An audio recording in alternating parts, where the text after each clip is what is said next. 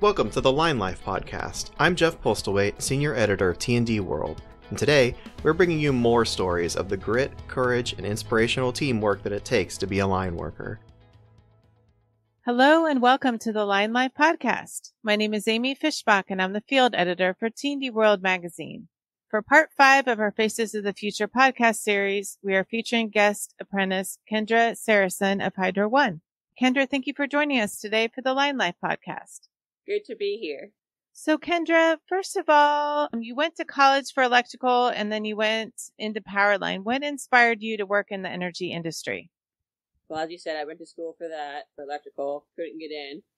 I tried Powerline, loved it, and I got a phone call to get a job, and I said yes because no one wanted me, and it ended up being transmission. And yeah, and no one in my family was a lineman. I did find out later on my great-grandfather was an electrician, but I'm, the first to follow in anything for a while in the electrical field. So how did your family feel about you being a line worker?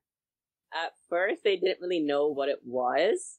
And then when I started showing them all my pictures, they're like, that's crazy. I bet. That's awesome. Well, talk about your experience at St. Clair College in the Powerline program and how it felt to be the first woman to graduate from that program. So it wasn't odd to be the first female in it because when I did the electrical techniques program, I was the first one in that one too. So I was kind of used to it. Mm-hmm. It had its challenges, but I kind of showed up most of the guys, so that's pretty sweet. What do you think it took to succeed as a woman in that program? Oh, you had to be tough-skinned. Yes. It's probably way better now compared to back then, but you still have to have your head on your swivel and, you may be centered out if you can't keep up with the guys, unfortunately, but I got really lucky with the crew I'm on now because, like I said, I was centered out a bit, and in this crew, they actually will talk to me and help me out with stuff. And then did you have a certain technique that you had to use as far as climbing, or what worked for you?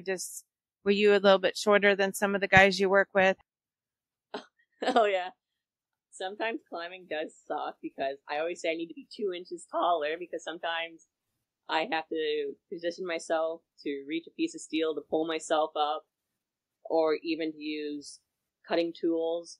If I'm cutting a big wire, I sometimes have to use my shoulders just to pull it down because I don't really have the strength of most guys, so I have to use my body to my advantage. Sure. And then what about clothing? Do you have access to personal protective equipment and boots and gloves and everything that fit? Do you have to special order all of that? So the gloves, so when I was off for my knee surgeries, they finally started having smaller gloves. Like before I was wearing like a men's medium. And I'm like, this is ridiculous. Like my hands barely fit in them. And so they finally have like smalls, extra smalls now. Same with the harnesses. They say they have female harnesses, but I've never seen one.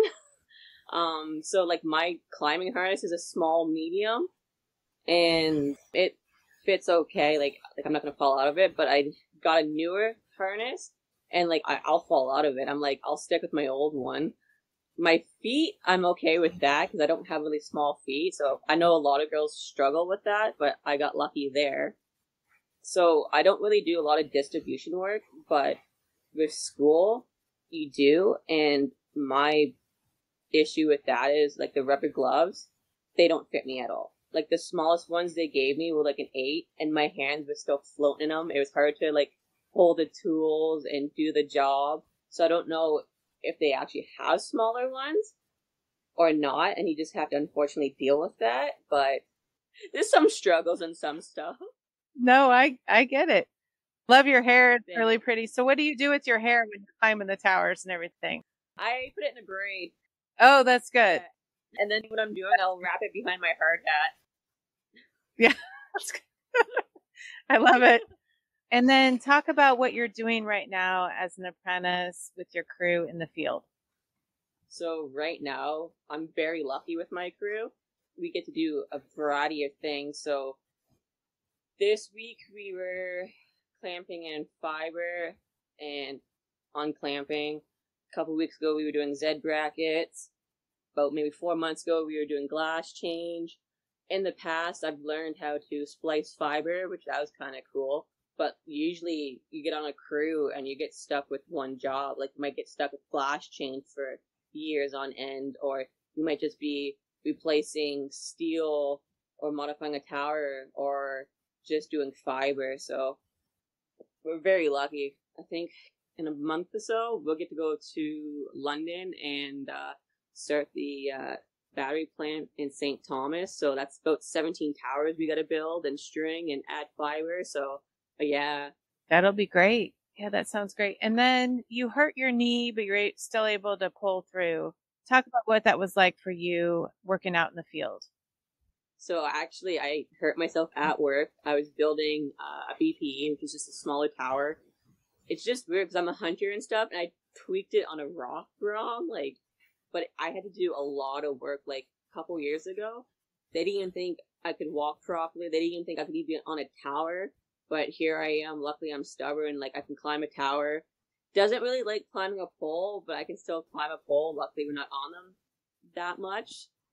But yeah, it was a lot of work, and I lost all my muscle, so I had to build everything back up again. And my field is really physical, especially climbing. Yes. Because you got to go up 160 feet, do the work, and then come down. Oh, that's amazing. So what is it like for you to be on the top one of those towers? Are you afraid of heights at all? No.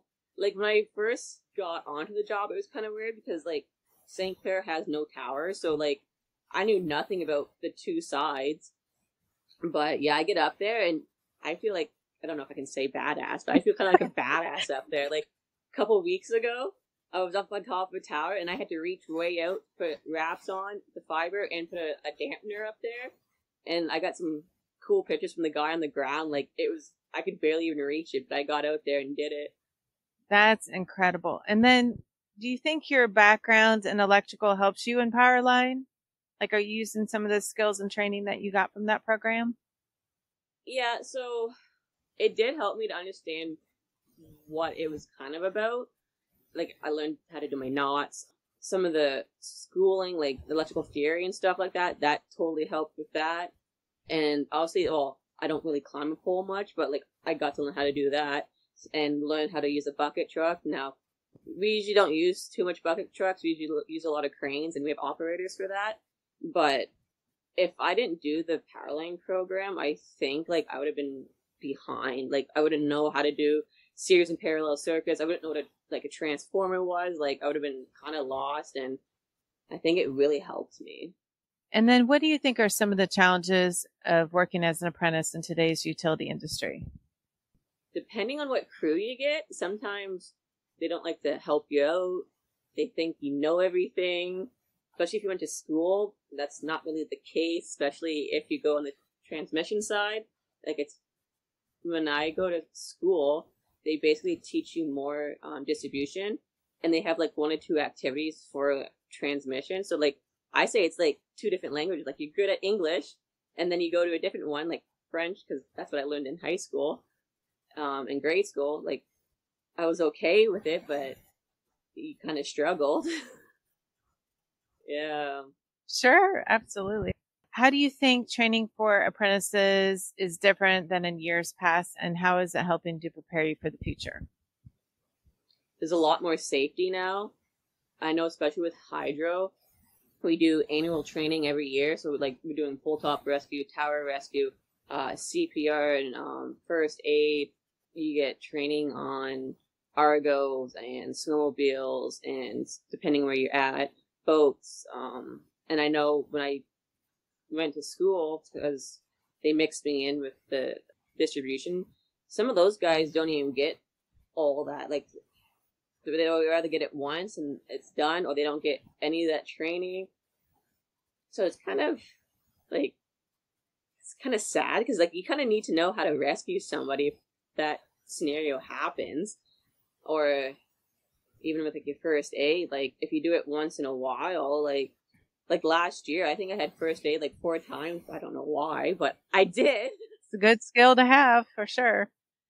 Yeah. That's even like with the like this CPR training people. They're like, yeah, if something happens, I hope it's by a Hydro One company because like they keep up with all that stuff. There's more tools and stuff out there that's helped, I guess. The older generation's kind of like weaning out, so you got the newer generation, so like they're not really like, I wouldn't say hazing you, but like really hard on you. Like you kind of get whatever, like not like you wouldn't really get reamed on. I would say back in the day, because like when I started 7 years ago, like if I couldn't keep up the guys, like you were off to the side, and now the girls that are coming in, like. We have a female on our crew and she was struggling with some stuff. Like, if that was me back then, like, so I'm like, you guys are so lucky now. So how do you develop a thick skin? Did you have one coming into the program or did you just learn how to? No, I had one. Long story short, my parents got divorced, so my dad was always hard on me. And my sister was the princess, so if I didn't really have him being kind of hard on me, I probably would be kind of like a sissy. And then I probably would have to, like, definitely beef up on that. But since he was so hard on me, it didn't really bug me. So, luckily for that. And then when you were younger, you wanted to be a storm chaser. And now you're a line worker. Yep. So talk a little bit about that. What made you want to be a storm chaser? Yeah. I just like storms. Like, I was really fascinated with tornadoes. Just because no one really knew much about them, and people still really don't. Mm-hmm. And then, like, and thunderstorms, like, calm me and relax me, and just here in the rain. But unfortunately with us, like, because we're construction, we don't really get called out for storms that much. Like, a couple of years ago, they just started now, and unfortunately I was on light duty, so I couldn't go out. But at least now we have the opportunity to get called out now, and sometimes they actually do bring us, I think, couple guys went to Halifax a couple years ago, and sometimes they'll send people to the States depending, but yeah, so hopefully I like to help people, but hopefully I like one day I could go on storm, but it's always like that, you know, now you got to go and help somebody and see what they went through. But so what kind of storm restoration would you want to be on one day? I'd probably still stay with my side. Like, I know, like, a lot of guys, like, that I work with, they want to go on a utility that does chase storms, but there's a lot of, I don't know, safety factors with that, just because, like, we're just transmission, right? And when you go to different, especially in the States, like, their wiring system is totally different than, like, our wiring system, and if you're not used to that, like, you know, there's a good chance that you could get seriously hurt. I know now you can still get hurt, like, just on my side, but, like, when you gotta go somewhere and you don't know their system and their standards, and you think oh, yeah, you know, I'm a lineman, so let's just go do it, but especially when you're still an apprentice, like, I know a lot of guys, like, that are still apprentices on our side, and they hear storm, they get to go, and they get all crazy about it, like, you do realize, like, you know nothing about that side, like, and you got a family to go to, like, you gotta be careful. What is your favorite part of working as a line worker, and what do you like about being in the line trade? So, I love being outside, and that's what the job is. With our side, we always get to get different equipment. So, like, we can have a track bucket, or we could be out on a side-by-side, or we could be up in a crane. It's always changing. Like, sometimes a couple months, it may stay the same, but then something may pop up and be a total different job, and you get to do different things. I like working with my hands. I like being around tools. So yeah, I'm always with tools, and I get to see different tools and try new things. Yeah, that's awesome. What do you think are some of your qualities that make you a good fit for the line trade? You had mentioned that you have a tough skin and you like working outdoors. What are some other things that make you good for line work, do you think? Well, I always said I was the son my dad never had. So, like, I dirt bike, snowmobile, four-wheel, hunt, fish, work on cars. So I can have a conversation about any of those with most of the guys, because that's what most of the guys do. And they do. And, or I know more than them, and they get to learn from me. And I don't know, it's, like I said, being the son my dad never had really helped me. I bet. No, that's great. Because I ask them what their favorite hobbies are. A lot of times it's the outdoor things like hunting, fishing, right? Those kind of things. I love fishing too. I fish with my sons. I love it. It's so relaxing. Yeah, I was just going to say it's relaxing. It is relaxing. I love it. I never catch anything, but I still have fun with them. What are some tools and technologies that help your productivity and safety in the field?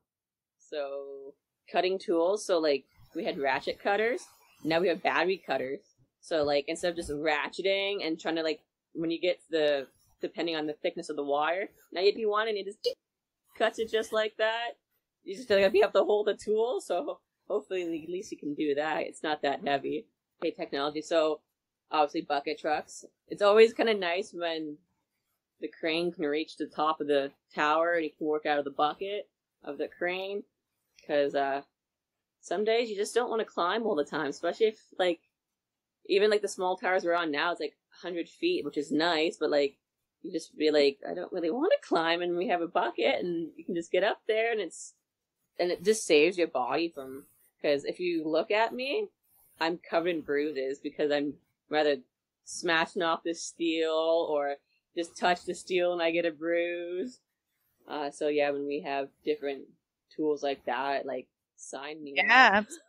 Especially because I'm the oldest one on my crew. Like, really, I'll be 34 this year, and all the other guys are like 20, mid-20s. So I'm like, you guys have no idea. Wait till you're 30 and you have a bunch of aches and pains, and you still got to climb up that tower. Kendra, you are super young. I mean, my gosh, that's awesome. So I want to hear more about you being on a committee for women in the trades. I think that's really interesting. Yep. So I went to that gala last year, and that's how I ended up on the committee this year, because I went to that, and I went to a couple other, like, apprentice things to talk about my job, and I ended up loving it, because when I was trying to get into skilled trades, I knew nothing about skilled trades. Like, my dad's one friend's like, oh, maybe you should be an electrician, because my dad was tool and die, and then at the time, tool and die wasn't doing very good down here. So, like, it would have been nice to have, like, programs be like, here, this is what this, like, skilled trade job does, or even, like, have someone talk about it. Like, when I go talk about power line, a lot of people don't even know what a power line technician is. So, when I get to be like, oh, here's my belt, want to hold it, and, like, when they grab it, and they're like, this is heavy, I'm like, yeah, that has no tools in it. So I climb with my tools. There's no hand line attached to you. If you're topping a tower, I grab a bunch of bolts. I'm like, this is light. And they're like, no, it's not. I'm like, well, wait till you fill it up. It's not light. So, but yeah, I like going and talking about my job and seeing, like, the females' reactions. And I love when someone's like, I think I can do that job. That's really cool to hear. So how many women do you have at Hydro One? They're working on the line side. Okay, so our side is very low. Like, when I first started in 2017, there was only me and another female up north, and now we're at like 10. But for the distribution side, they have, I can't even count because Hydro's so big, but they've got way more over there than what we have on the construction side. But it's becoming a big thing now, it seems. Which is good, because we always need linemen. Absolutely. And it seems like there's more women working in the line trade in Canada than the U.S. for some reason. Really? Yeah, in the U.S., it seems like a lot of utilities are just hiring their first women now. Oh. Yeah. So it's interesting. Like, at the International Linemen's Rodeo, and we definitely have a lot of Canadian teams. Oh, yeah. You probably know Corey Roosh and Caitlin as well.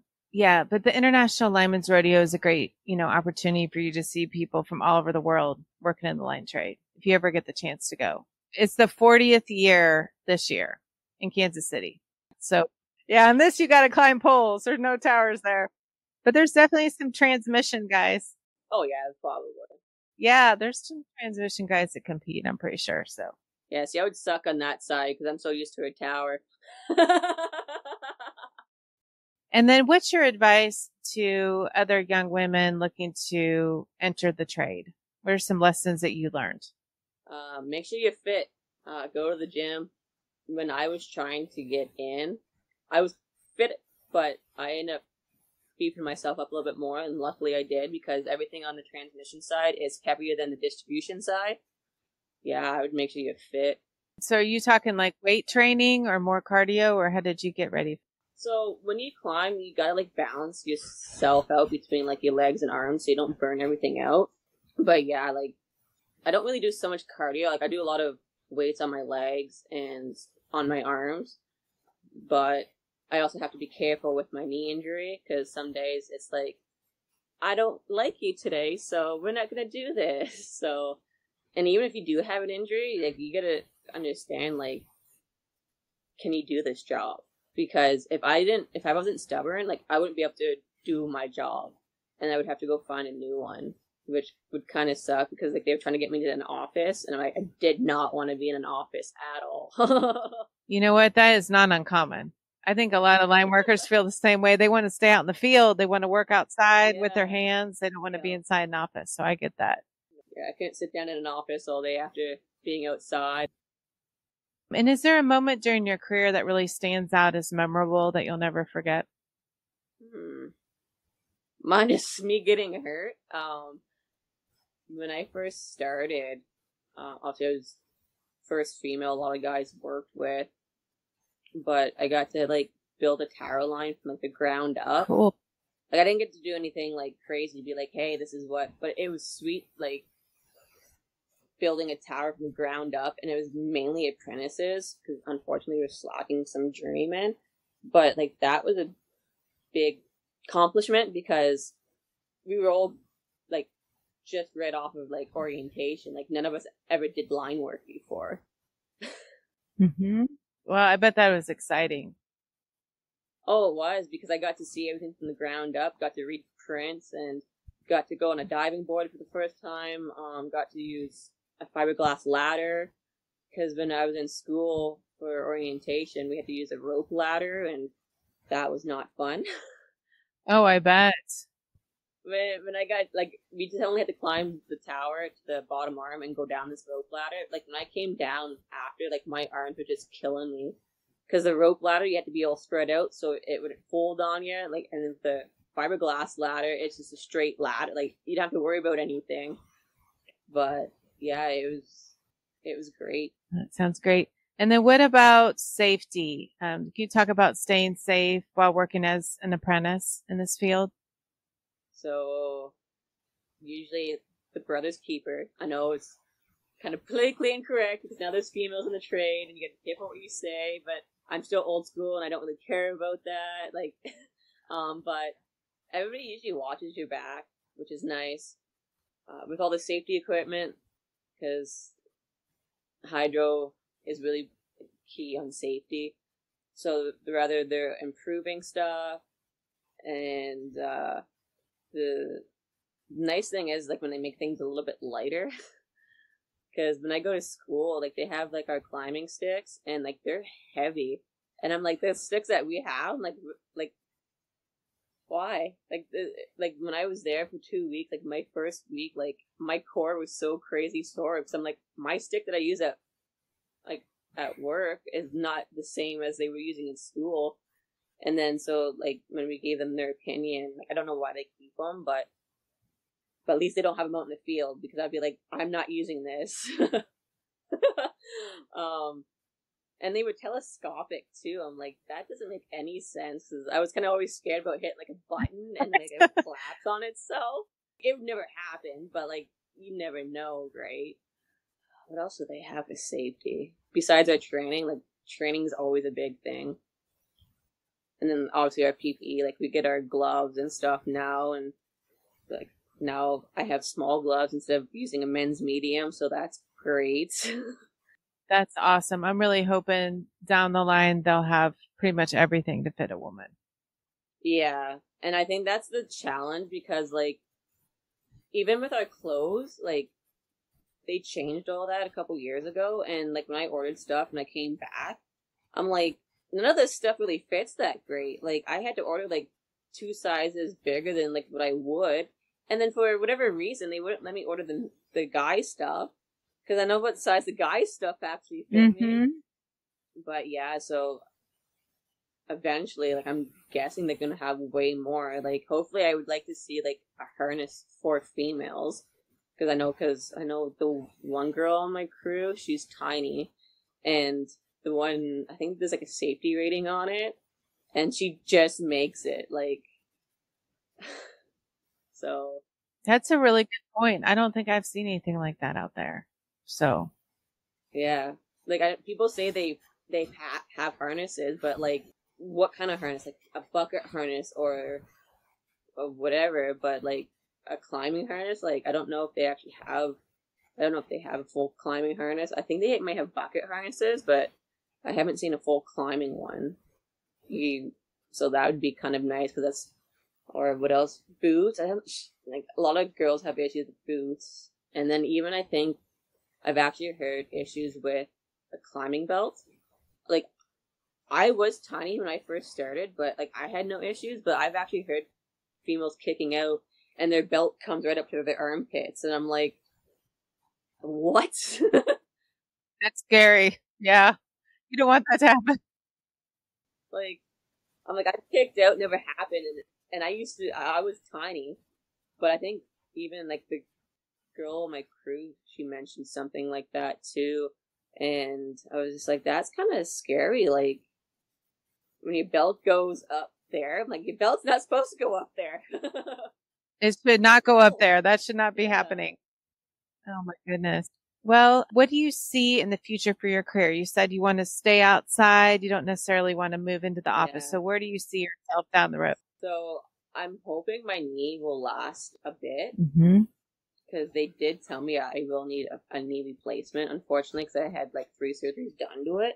So I don't know if I can just get lucky and be a ground crew and stay on the line side.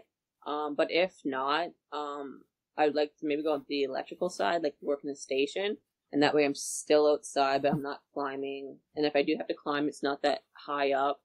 They usually use man lifts and stuff like that. So that way I would have 2 trades.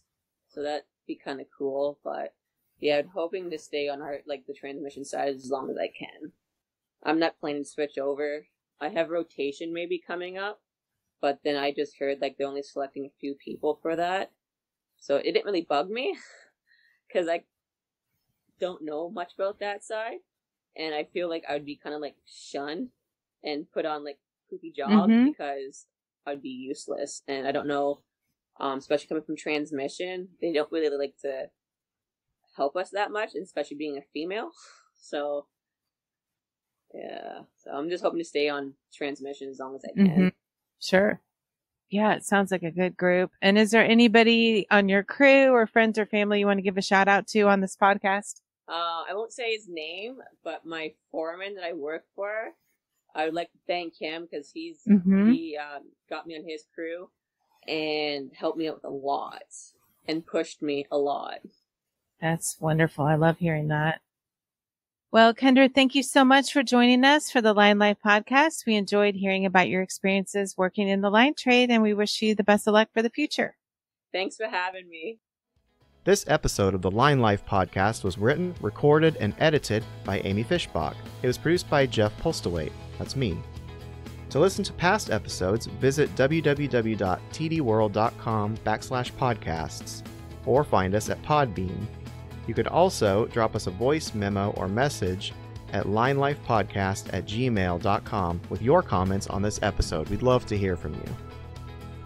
Please follow this show on Podbean or your favorite podcasting app to be updated when new episodes are released. Thank you for listening.